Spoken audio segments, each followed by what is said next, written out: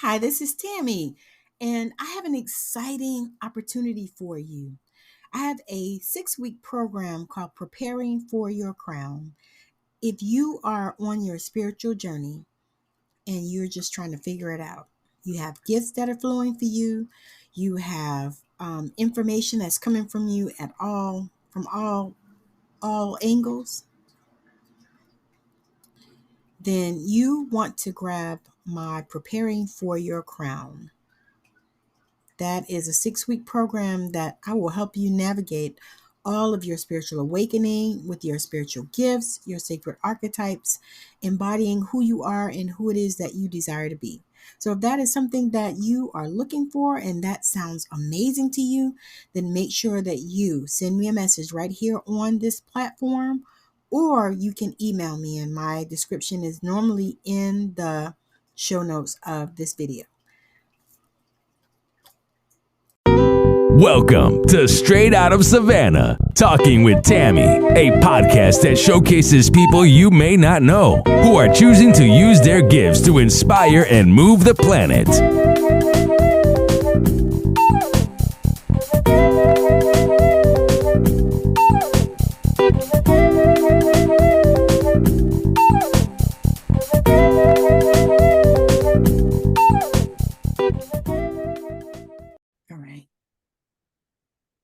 Thank you so much for joining us on Straight Out of Savannah. I am so excited because my guest today is Therese Cator, and she's going to share who she is and what it is that she's all about and how she can help you, because that, initially is why we are here, why I interview spiritual entrepreneurs on this show. So Therese, take it away.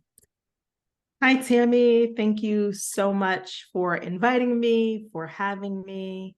Hi, everyone. As Tammi said, I'm Therese, and I am the founder of Embodied Black Girl, which is a global community that, what I say, it creates constellations of care for Black women and femmes and women and femmes of color, communities of color. And my formal training is as a coach. I'm a leadership coach and mentor. I'm also a somatic experiencing practitioner. I'm a breathwork facilitator, and so many other different modalities that I bring together. And really, it's about helping folks who are leaders step into, embody their leadership so that we can create revolutionary work and as well as a revolutionary world. Gosh, I love that. So let's get into it. So share with us, how did you come to this place? Because I know you wasn't born, doing this. No, I wasn't born doing this. I feel like, I was raised by, my mom was an organizer, activist. I was raised by activists and by artists. And by medicine people. So it was just a spectrum of things. So I grew up really with a firm understanding of history, of our history, of world history, and having that lens. And even though as a child, I was taught all these things, it really took becoming an adult for it to really solidify in my own experiences in my life. I also, ended up going to school. I studied many different things, but ultimately I really focused on African art and literature, as well as theater as a catalyst for change. That's what I was really interested in. So one of the big things that happened to me within about 11 years ago was when my dad passed away. And that was really the catalyst. I was like, wow, I was doing the work that I'm doing, but I wasn't vocal about it. It was like people would find me through the grapevine. It was like I would do really fronting. The front was like, oh, I'll help you with your marketing, or I help you with this and that. But really, it was depth work that I was doing. And my dad, he was a medicine man.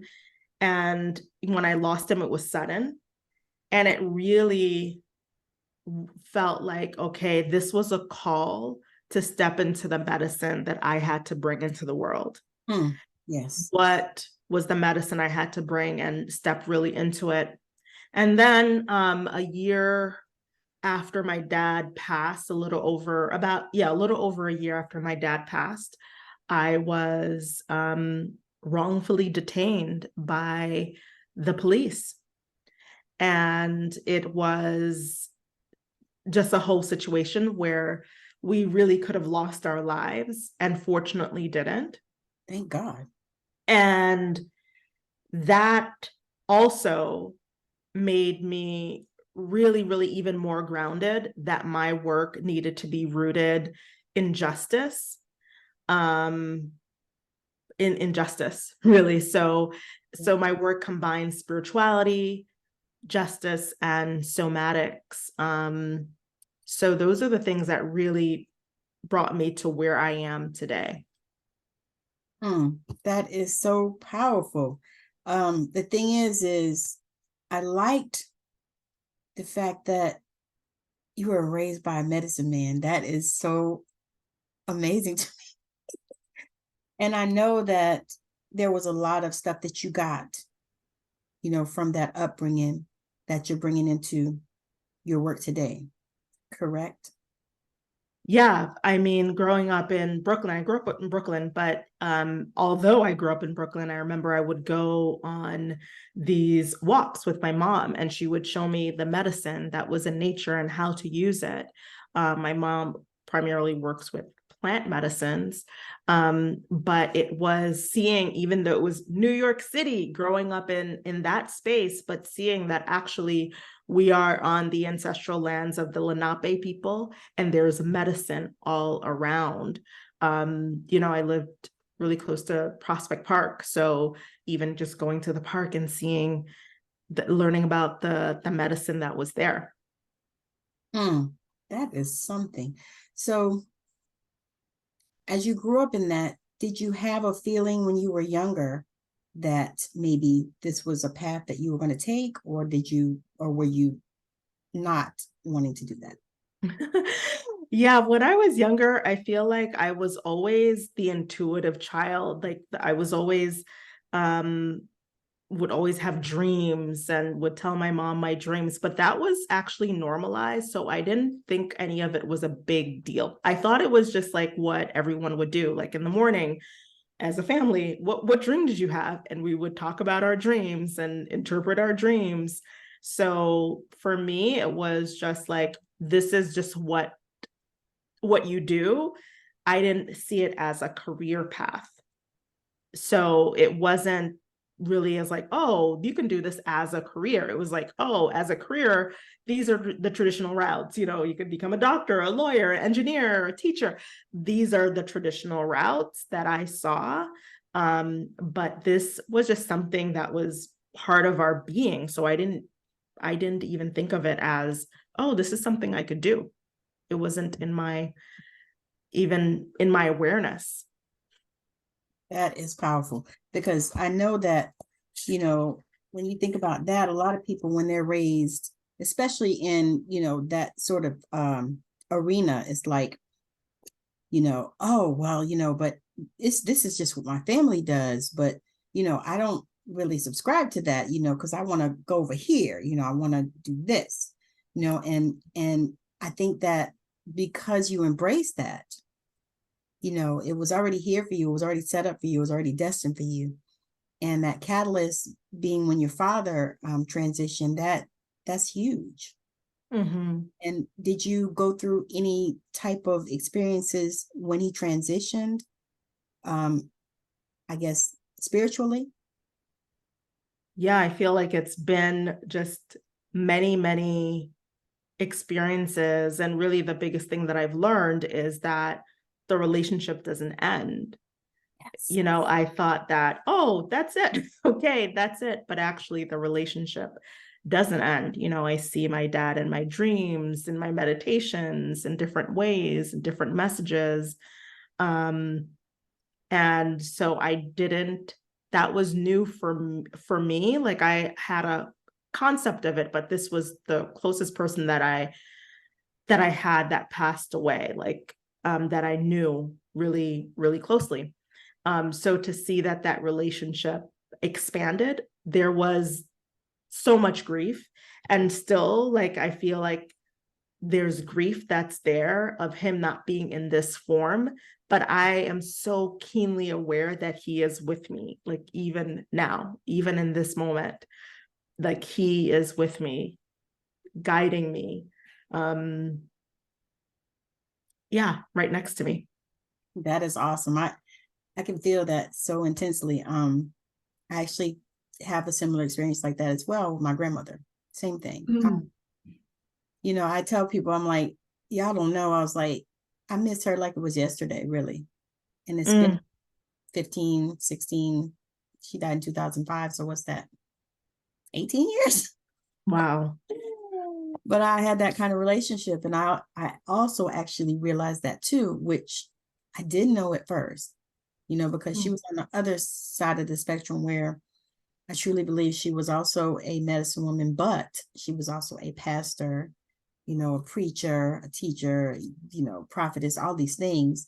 But she also did do the same thing that you were talking about. She would go out and pick the things out of the grass in the field and stuff like that and make medicine and stuff like that. And I appreciate that, you know, we come from that type of lineage.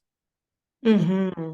Yeah, that's so beautiful that you said that. I mean, I just even think about folks in my family who were pastors and preachers, like my aunt, and just like prayer warriors. Like my mom is a prayer warrior. I mean, and so I grew up also in the church. So having both of those experiences, but I feel like there's something different with like Black churches in Yes. America and Black churches across the diaspora. There's still this really deep connection, and some people might not even realize it. There's a deep connection and interwoven with African indigenous ways of being and Yes. ways of relating. Yes. So, you know, with what you said, it's like, of course, she went out into and was picking things in the grass. It's part of our DNA. That's how we survive, for those of us who are descendants of folks who were enslaved, Yes. right? That's how they survive. That's how we're here. That's how I'm here. Yeah, that's how we're all here. Yeah. Because that's what they did. You know, they knew, you know, and it would be something because she would just have these things and she would boil it up. Like, I think about it, we were never sick as kids because they made sure, you know, she would boil some stuff up and you would drink this and, you know, sassafras and all these things that was just disgusting tasting. Like she would boil them up and then they would, you know, make sure that, you know, our bowels move like they were supposed to and things like that. And, you know, and those are simple things, but people don't do that a lot of times in this day and age. And they, you know, rely so much on big pharma, which, you know, I was sharing with you before we came on. I'm not, you know, I go and I find out what's going on and then I go to the naturopath to see, or I start doing my own research to see what I need to do, you know, because like I said, I feel that missing link, but I know that I did learn also too, like you, that there's still connection because she comes to me, you know, and sometimes she'll call my name, which is something, you know, and, you know, or when I just really need, you know, some guidance because she was my person anyway, you know, that I would go to in physical. You know, but yeah, so as you do this work, what has been the biggest thing that you have had to deal with people? Because I know you do do you do individual sessions as well? So what was one of the most the themes, the recurrent theme that you've seen with your clients? It's so many, but it's so much. But what I would say, it's really believing the lies of the colonialist white supremacist patriarchy. It's internalizing those lies that we're not worthy, we're not enough, you know, there's some kind of brokenness. And that brokenness manifests in many different ways for different people, right? It could be, look, for one person, it could be they constantly have negative thoughts. For another person, they could be really overachieving, right? And constantly getting like a gazillion degrees and still feel like they're not truly worthy and not and defective in some way.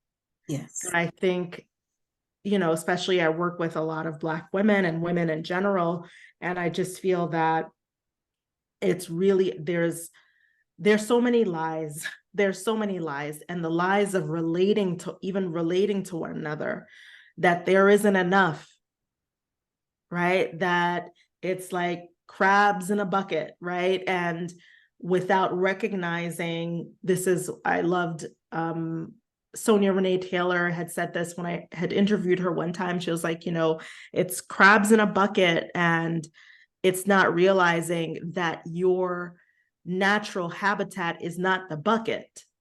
Your natural habitat is the ocean.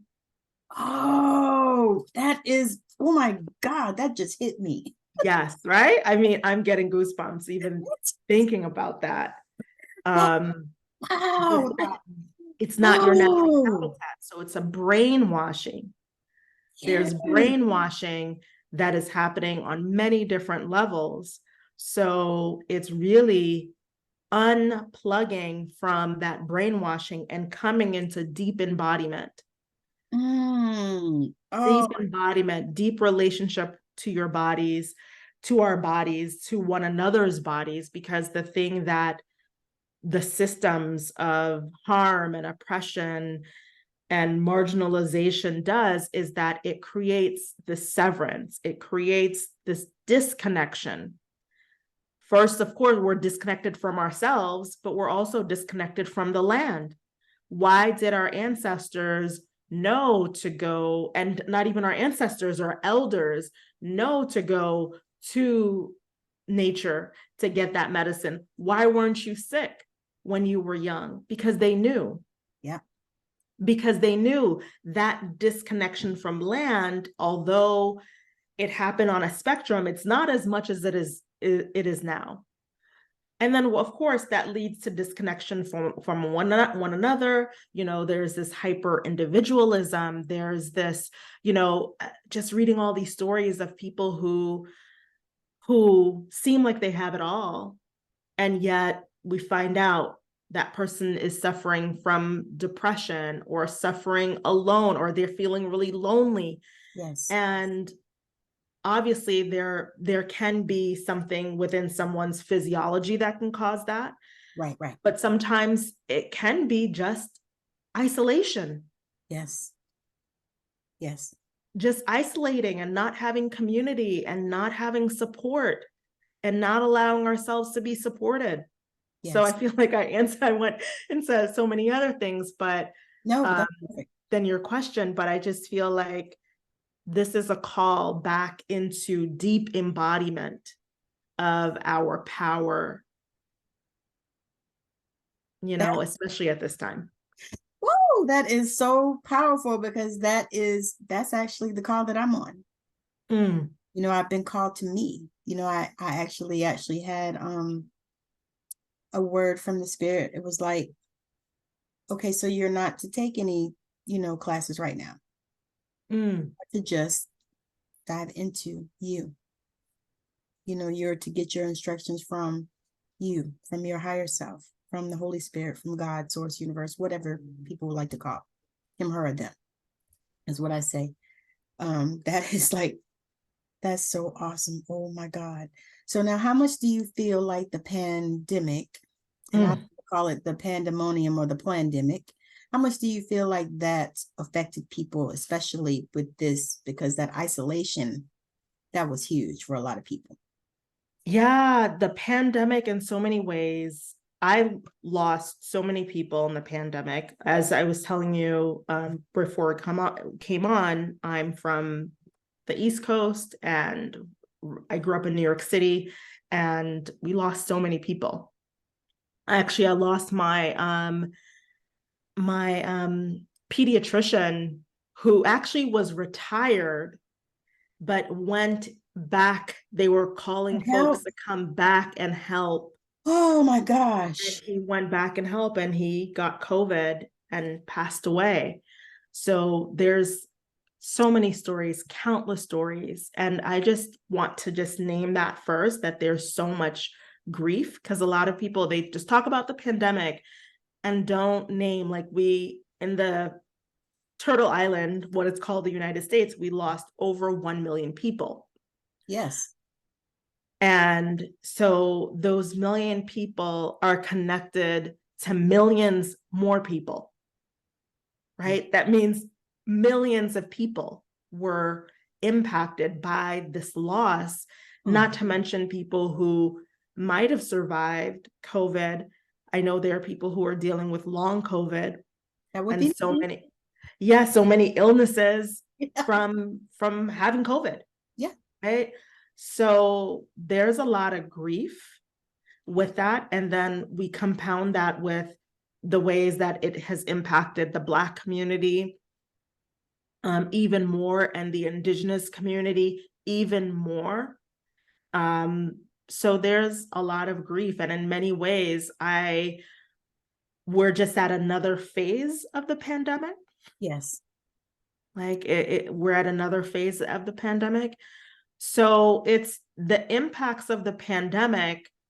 It's something that we're going to see. I think it's going to take a decade to really see what the actual impacts of it are. I said 7 years. The decade, it sounds about right. Yeah. Because we're now in what? Year 4, right? Yeah. Mm-hmm. God. Yeah. Yeah. I agree with that. It's like, because people think, oh, well, it's over and this and that, but you don't realize there's so many people that have been affected, in all ways, with the people that we've lost to grief, because I think my husband lost a brother as well. Oh, I'm so sorry. In New York. So, yeah, but it was just looking at that. And then all the people that, dealt with the illnesses, and then the long COVID, that thing is no joke. Yeah, it's no joke. And when you said about your husband's brother, I'm so sorry about that. It's also, you just reminded me of the funerals that many of us did not get to go to. Right. Right. Or even if we were able to look over a screen. Right. I mean, I remember I attended at least several funerals online, and I remember one of them, I just felt numb. Yeah. Yeah. Because part of a funeral is a rite. It's actually a sacred rite. Right. So in order for us to heal, we need to reclaim these rights. This is part of embodiment, like, not glossing over things and moving on so quickly. Yeah. Well, Those I think are things that come to mind. I think a part of that is we have been conditioned, especially now in these generations, to do that, to gloss over a lot of things and not to actually do what you said, embody. Sometimes we deprive ourselves of time to process these things, and they need to be processed. Yeah, and that's part of the system, right? Because most people, unless you're like part of the 1% who can just like get on a yacht and just disconnect, but be disconnected in many other ways, that's a whole other can of worms. Most people have to like get up, go to work, take care of their kids. It's the hamster wheel of capitalism. Yes. Especially here in America. It's inconvenient. Yes. That's essentially, grief is inconvenient for capitalism. Yeah. Because grief, the pandemic, anything that is just moving forward forces us to take a pause, to have to reflect, Yes. to have to slow down. And anything that requires us to slow down, that means we're not being productive, at least in capitalistic terms, we're not productive. And if you're not productive, then you're not valued. And if you're not valued, that means you can be discarded. And if you can be discarded, that means death. So we internalize that in so many different ways that, oh, if I'm not being productive, if I'm not doing, it means I'm going to die. Yes, yes, yes, yes. And I know that is a big part of the work that you do. Mm-hmm. Because I can already feel it's like you guide people to themselves so that they can learn how to embody all of them and everything, and not gloss over so many things, and actually take time to look at things, because we don't often do that. A lot of times we, because especially, I don't know what age group you're in, but my age group, it was a lot of get over it. I think it hasn't stopped. Just get it. Well, the younger kids, they can't do that because they ain't built for that. Yeah, I mean, even but it's like, get over it. Yeah, just get over it. 10 years ago, why are you still on that? Yeah, I mean, I even remember my son. I have my son who just finished kindergarten. Like, he said, get over it about something, because he had heard it. He had heard it out in the world. I didn't say that to him, no one. But that's still, like, I'm like, he's the youngest generation, part of the youngest generation. And this is still the programming. I had somebody laughing. I said, this is a problem. Mm-hmm. I said, this is a problem. I said, this is why you're having young people killing themselves. Mm-hmm. Mm-hmm. Because they can't get over it. And it's like, okay, so where do we make that shift? Yeah. Where and how do we make that shift? Yeah. What really, I think, coming together and gathering in circles, the word circles, like really coming together and gathering in circles, and as a way to heal the bond, the severances of how we relate to one another, and how we relate to the earth, and how we relate to ourselves. Because healing does not happen in a silo. No. Healing happens in community. And I think you've been hearing that more and more. Yeah. But I'm wondering if people like really understand what that means. Like, what does that mean? No. That healing happens in community, and what that means, at least to me, my perspective, my point of view, is to be in a relational space with one another. And in order to be in a relational space, you have to be able to sit and be able to be with the joy, and you have to be able to sit and be with the grief. And most of us don't have maybe the capacity, or maybe even know the how to do that. Yeah. But the thing is, our ancestors knew how to do that. Just simply sitting with someone and listening. See, and I remember that. I remember that because like I said, my grandmother was my person, and I was her road dog for a while, because I lived with her for a while, and she would go to these little churches and do healing services. Mm-hmm. Like out in the you couldn't find them. You were looking for them. These little churches were back in the woods, different places. And we would go in Georgia, South Carolina, Florida, and North Carolina, I remembered. So we would go to these little churches. They would invite her, and she would come and do healing services. And I remember those days, and it was like, wow, and I think back to that because I think about the people would come out, and they would come ready to, get healed. Mm-hmm. And it was just the most amazing thing, because I've been like reflecting on that a lot lately, just because I know that is my legacy. I'm supposed to be doing that. But I've been reflecting on that and remembering, how she would bring the people, and they would come, and then they would come and they would bring food. Sometimes they wouldn't, have, they wouldn't pay or anything like that. But they would bring food. They would give her a little offering, basically, might be enough to get gas and food or whatever, or maybe a hotel if we had to spend the night. But, it was just the most awesome thing to see. You know what I mean? Just to see. And then, of course, she would call me up and say, come up here. I want you to lay hands on this person and pray. And that's what I would do as a child. I was 3, 4, 5 years old. So I remember, that, and it's like, just getting back to that part, because I think about now, that was a type of community, it was people coming together, to get this healing. And she of course bring a word, bring a message and all that stuff. So, that was a part of that, but we don't have a lot of that going on now, although I see things happening now, shifting. Yeah. So what do you see as far as that? Do you see the shift that has come or is coming, or how do you feel about that? Yeah, I mean, thank you for sharing that. That's so beautiful. I just see you as 3, 4, 5 laying of hands. And that reminds me of this passage from Natosaki Shange's book for colored girls. And in the passage, she writes what they needed, or what we needed, was a laying of hands. I don't remember it. I usually have it on my desk, but it had that. And it's so beautiful that you were able to experience that. And I think what I'm seeing is that I think people are craving it. Yes. People are craving it, but they may not know what they're craving.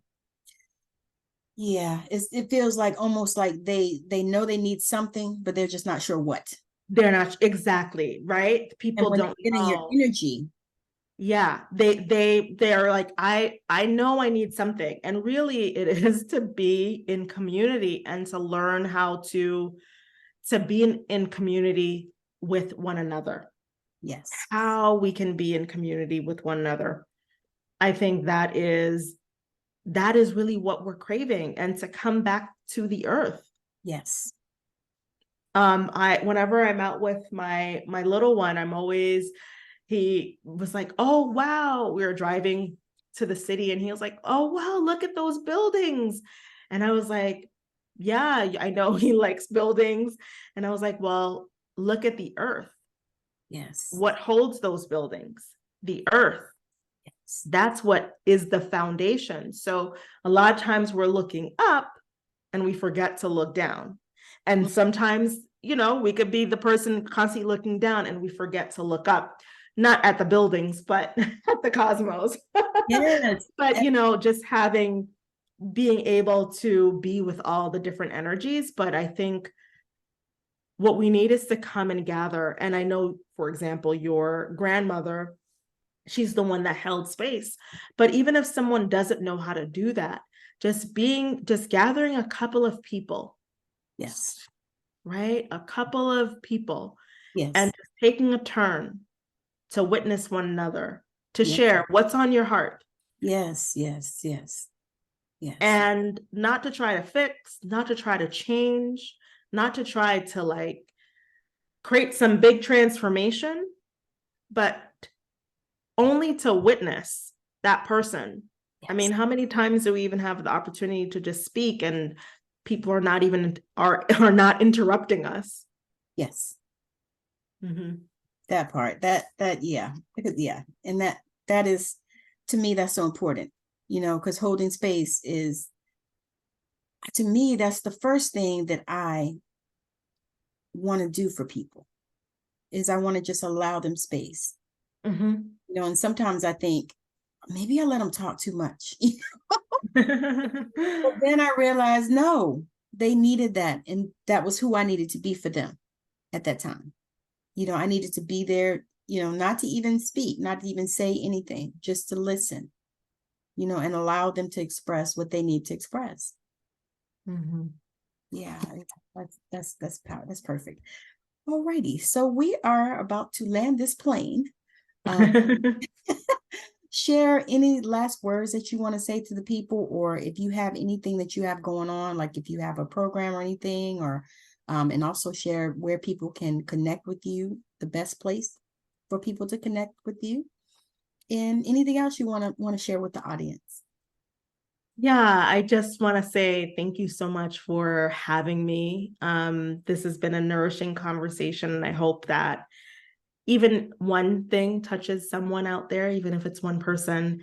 And the best place to find me is embodiedblackgirl.com. And from there, you can join our newsletter.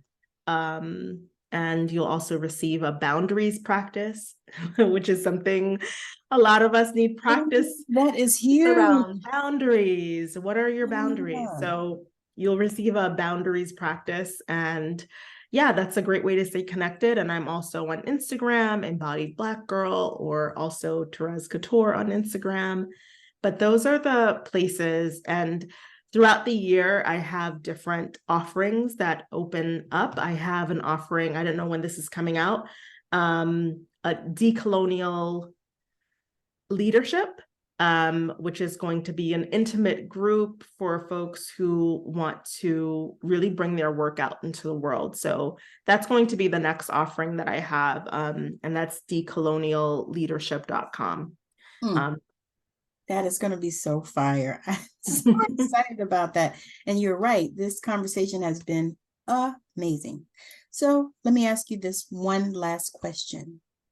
If there was anything in the world that you could change, what would it be? Anything in the world that I can change. I would change the way the world views, interacts with Black women and femmes. Because I know that to center the healing of Black women and femmes would then create this ripple effect of goodness for all people. Because anti-Blackness needs to be uprooted. Yes. Absolutely. It needs to be uprooted. And if that is uprooted, our relationship to the earth changes, our relationship to one another changes. So many relationships change because that is the foundational system of the world. Yes, that is exactly. Yes. Yeah. That's awesome. And that is love Black women and femmes, cherish them. Yes. Cherish us. Yes, that really is. And it speaks to so many things, because if you think about it, first you have just the general Black people that, they want to put us down in the ground and all this stuff, and, make us prove our value and prove our worth and all of these things. But Black women is even worse. I tell people, I said, it's almost like being a triple minority, if you think about it. It's like, come on, and I was actually talking about that in terms of healthcare. Because you almost have to scream to get anybody to listen to you in healthcare as a Black woman. As a woman first, but as a Black woman, even more so. So I agree with that. I think that will be something that, do you think that we can accomplish that in our lifetime? I hope so. I hold on to that vision. Yes. So many things will have to change. I hold on to that vision. And also, I think it's really important to name that as Black folks, our healing, our liberation cannot be dependent on that. We deserve healing, joy, liberation now for ourselves. Yes. And grasping at it, holding on to it in any way, shape that we can. Yes, that is so powerful. I love it. This has been such an amazing conversation. And I am so grateful that you have joined me, Thérèse Cator. I'm so just excited about this conversation, and I cannot wait for people to see it and listen to it. So in light of that, we are going to land this plane.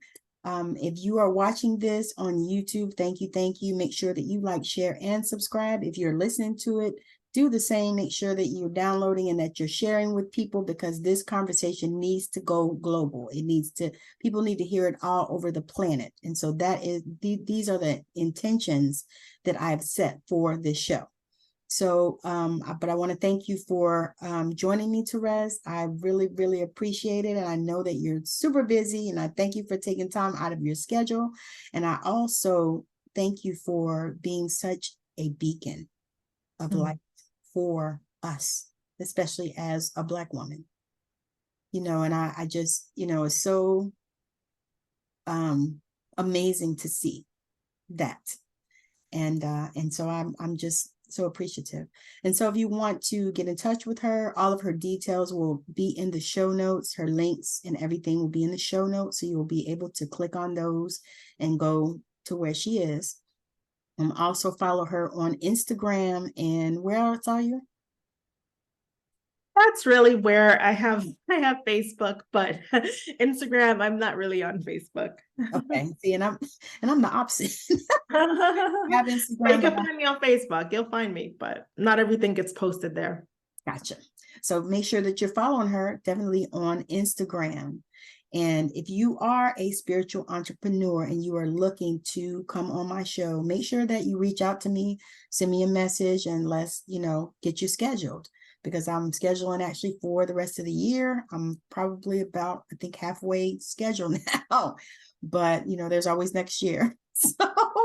So anyway, thank you so much for joining us on Straight Outta Savannah. And I hope that, whatever your day is, that is magical. So thank you for joining us. Bye now. I know you've been blown away with the amazing value here today. Now go out and inspire the planet. And be sure to send us a message when you're ready to come talk about it on Straight Outta Savannah, Talking with Tammi.